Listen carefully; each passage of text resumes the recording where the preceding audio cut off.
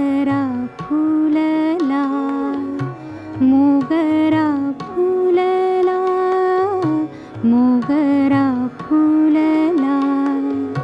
फुले वेचिता बहरू कळियासी आला. मोगरा फुलला, मोगरा फुलला, मोगरा फुलला, मोगरा फुलला.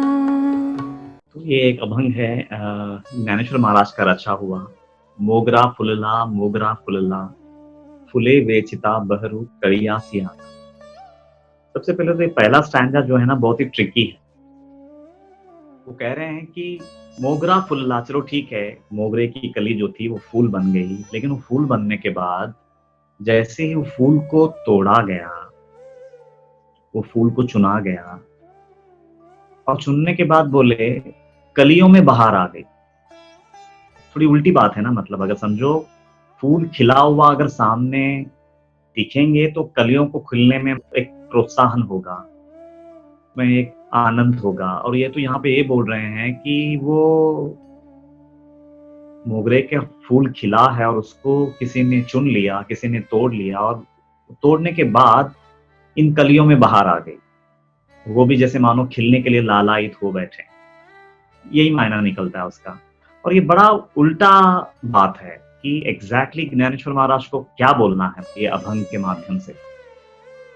अभी देखो कबीर जी इसके बिल्कुल विपरीत एक बात बोलते हैं. वो बात तो समझो हमारी समझ में आती है, जैसे कि माली आवत देख कर कलियन करे पुकार, फूले फूले चुन लिए कल हमारी बार. तो माली या मालन आते हुए देख करके फूलों में मतलब ये चर्चा होने लगी कि कलियां जो है ना, जो अभी खिलने के लिए तैयार थी, वो कलियां बोलने लगी माली को देख करके कि अब ये फूल फूल चुन के चला जाएगा, जो फूल खिले हैं वो एक भी नहीं बचाएगा, ये उसको तोड़ के ले जाएगा, और फिर कल जब हम खिलेंगे तो हमारी बारी है. तो उसका अर्थ ये है कि जो खिल गया, मतलब, या फिर उसका अर्थ ऐसे भी लगा सकते हैं कि जो वृद्धावस्था पे पहुंच गए उतने लोगों को यमराज ने उठा लिया. अब ये जो जवान लोग हैं जो देख रहे हैं, तो एक दिन हम भी मतलब बूढ़े हो जाएंगे और एक दिन हमको भी ये उठा लेगा. ये अर्थ परफेक्ट बैठता है. लेकिन यहाँ पे उल्टी बात हो रही है कि वो चुनने के बाद फुले वेचिता बहरू कड़ियासी आला. तो एग्जैक्टली ज्ञानेश्वर महाराज को क्या बोलना. इसलिए कहते हैं ना कि संतान गर्ची उल्टीच खून. जब तक वो हमारे हृदय को वो खुद होकर के मतलब स्पर्श नहीं करेंगे, शायद वो हमको इसकी गहराई समझ में भी नहीं आएगी. मोगरा फुलला, फुले वेचिता बहरू कड़ियासी आला. तो यहाँ पे ये किस मोगरे की बात कह रहे हैं जो खिल गया. ये वो अस्तित्व की बात कह रहे हैं जो जीवन भर की तपस्या आज फलीभूत हो गई. जीवन भर जो जद्दोजहद किया, जीवन भर जो साधना की, जीवन भर जो तपस्या की, आज वो तपस्या फूल बनकर के खिला है. और यहाँ पे फूल बनकर के खिला है, मतलब वो तपस्या का फल क्या है. तो सारी दुनिया जिस जीवन को हमेशा टिकाए रखना चाहता है, आज वो जीवन को खोने में मजा आ रहा है. और वो जो खोने का मजा है ना, उसको फूल बनकर के खिलना कह रहे हैं. इतिहास गवाह है कि चंद लोग थे जो हमारे हिंदुस्तान के इतिहास में जिन्होंने संजीवन समाधि ली, जीते जी जाकर के समाधि में बैठे और उनको चुनवाया गया. उनमें से एक ज्ञानेश्वर महाराज थे.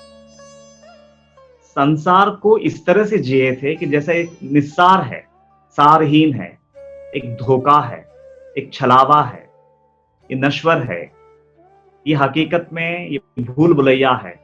ये संसार ये उनके रग रग में बसा हुआ था. और वो होश से इतने भरे हुए थे कि कब मरूं और कब वो परम सत्य को उपलब्ध हो जाऊं, इसकी चाह, इसकी प्यास इतनी गहन थी कि जब वो हासिल हुआ, जब वो जीवन मुक्ति के पद पे पहुंचने लगे, जब वो संजीवन समाधि लेने लगे, जब वो भावना उनके मन में जागी होगी तब इसकी रचना हुई होगी। मोगरा फुलला, मोगरा फुलला, फुले वेचिता बहरू कलिया सी आला। तो यहाँ पे ज्ञानेश्वर महाराज ये बोल रहे हैं कि जो इंसान तपस्या भरी जीवन जीता है, ईमान का जीवन जीता है, साधना से भरी हुई जीवन जीता है और अपने देह को और ये जग को नश्वर की तरह देखता है, तो वो इंसान इसके प्रति कभी भी किसी मोह में नहीं फंसता, बल्कि वो तो वो क्षण के लिए मतलब तरसते रहता है कि मैं ये जग को और ये खुद ही को कब मिटाऊं और कब उस परम सत्य में प्रवेश कर जाऊं। तो वो जब संजीवन समाधि लेने की भावना जागी होगी तो वो उसको मोगरा फूलने से वो जोड़ रहे हैं। और जैसे ही ये फूल को तोड़ना चाहा मैंने और उसको तोड़ दिया, जब मैंने संजीवन समाधि ली, तो मेरे पीछे जो कलियां हैं, मेरे जो भाई बंधु है, वो चाहे निवृत्ति हो, सोपान हो या मुक्ताबाई हो, वो कलियां उनमें बाहर आ गई। क्योंकि देखो उनका जीवन इतना तपस्या से भरी थी, बचपन से क्या कुछ नहीं सहे थे, क्या कुछ नहीं देखा था। तो जब जीवन का परम सत्य को जीने का समय आया, तो जब वो ज्ञानेश्वर महाराज संजीवन समाधि के लिए जा रहे होंगे, तो ये तीनों के आंखों में आंसू नहीं होंगे 101%, क्योंकि वो सबका जीवन उतना महान था। उल्टा इस बात की खुशी होगी कि हमारे परिवार से कोई एक वो रोशनी की तरफ जीते जी जा रहा है, जीते जी अपनी खुदी को मिटाने का मादा रखता है। तो वो तीनों जब देखा होगा कि ज्ञानेश्वर महाराज वो संजीवन समाधि की ओर बढ़ रहे हैं, तो वो क्षण में ये तीनों में भी वो भाव जाग गया कि हमारा अंत भी ऐसे ही होना चाहिए। और इसके ऊपर कबीरदास जी तो एक बेहतरीन दोहा बोलते हैं, जा मरने से जग डरे सो मेरो आनंद, कब मरूं कब पाऊं पूर्ण परमानंद। जो इंसान होशपूर्ण जीवन जीता है, त्याग का जीवन जीता है, बलिदान का जीवन जीता है, साधना भरी जीवन जीता है, तपस्या भरी जीवन जीता है, और अगर उसकी तपस्या में सच्चाई हो, तो क्या ऐसे मौत पे उसका अधिकार नहीं है? सवाल है। अगर वो मौत को नहीं जीतेगा तो कौन जीतेगा? तो यहाँ पे मोगरा फुलला, फुले वेचिता बहरू कलिया सी आला, मतलब जैसे ही वो तपस्या फूल बन करके जब वो मृत्यु को निगलने चली, जब वो मृत्यु मुख में खुद होकर के जा रहे थे, तो वो देख करके उनके पीछे के भाई बंधु को भी वही भावना जागी, वो कली जो है वो खिलने लगे, उनमें बाहर आ गई कि बस यही जीवन का अंतिम सत्य होना चाहिए। मेरे भाई जैसे आज जा रहे हैं ये संजीवन समाधि में, हमको भी वैसे ही जाना चाहिए। ये भाव जब उनके अंदर में एकदम गहराई से उमड़ा, और वो चारों का अंत भी वैसे ही हुआ है, सब जानते हैं। वो एक यूनिक फेनोमिना है, और जब तक ये कायनात रहेगी वो अमिट है। वो लोग तो खाली बोलते हैं कि ये शरीर नश्वर है, आत्मा अमर है, लेकिन हकीकत में उन्होंने करके दिखाया था।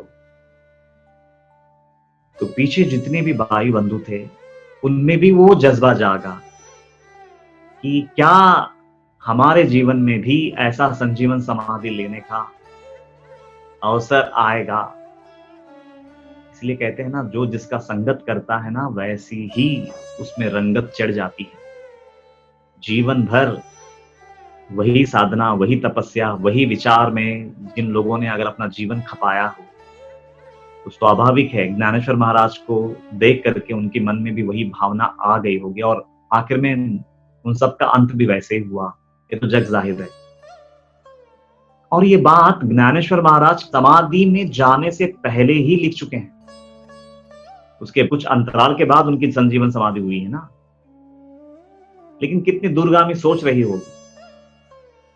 मोगरा फुलला, फुले वेचिता बहरू कलिया सी आला। तो निचले जो कलियां थी, मतलब उनमें भी बाहर आ गई। यहाँ पे बाहर आ गई मतलब उनमें भी वो जज्बा जाग गया कि जीवन का अंत हो तो ऐसा हो। वो शाश्वत के प्रति, वो रोशनी के प्रति इतनी मोहब्बत, इस झूठ को गिराने में जैसे मानो एक पैर पे खड़े हैं सब लोग, और जीते जी गिराने में।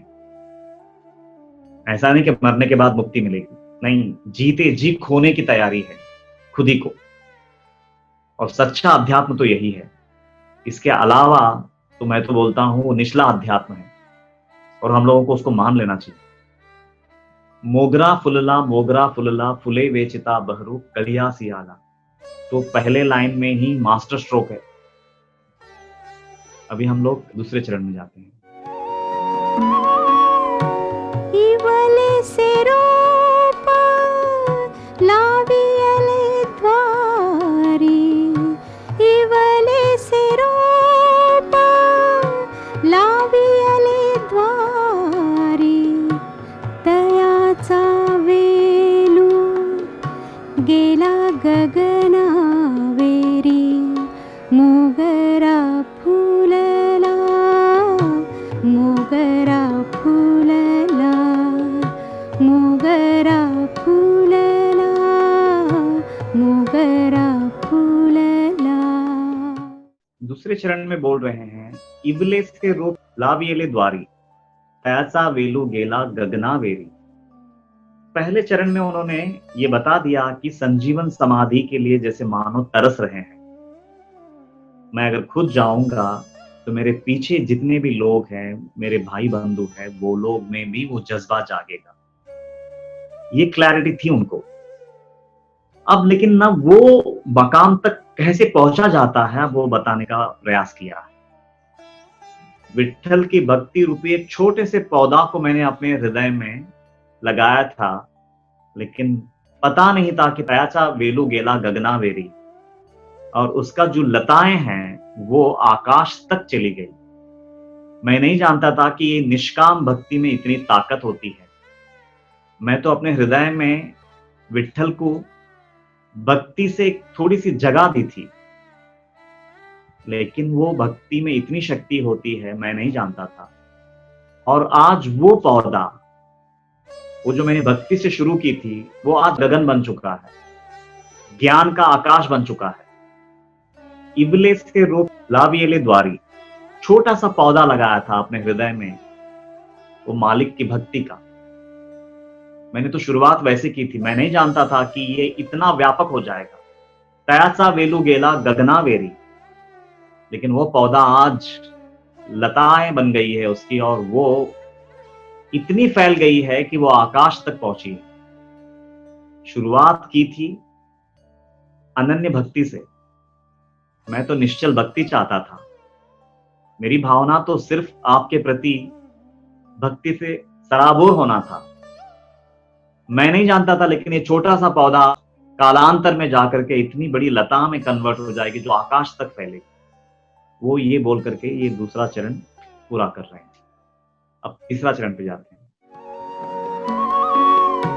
मनाची गुंती गुंफियला शेला मनाची गुंती गुंफियला शेला बाप रखुमा देवी वरी विठ्ठले अर्पिला मोगरा फुलला मोगरा फुलला मोगरा फुलला मोगरा फुलला फुले वेचिता बहरू कळियासी आला मोगरा फुलला मोगरा फुलला मोगरा फुलला मोगरा फुलला।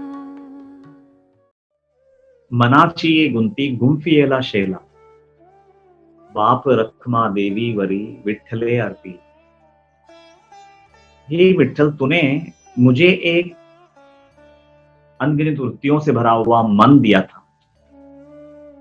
इतने गांठ थे उसमें, इतनी गुत्थियां थी जो कभी सुलझ नहीं पाती थी। वो मन जिसमें 1000 गुत्थियां हैं, 1000 गांठ हैं, अनगिनत वृत्तियों से भरा हुआ गांठ, विकारों से भरा हुआ गांठ, वासनाओं से भरा हुआ गांठ। लेकिन उसके साथ साथ तूने उसका एहसास भी कराया कि ये गुत्थियां सुलझनी चाहिए। तो तूने रास्ता भी तूने ही बताया, साधना का, समर्पण का, सद्गुरु भक्ति का।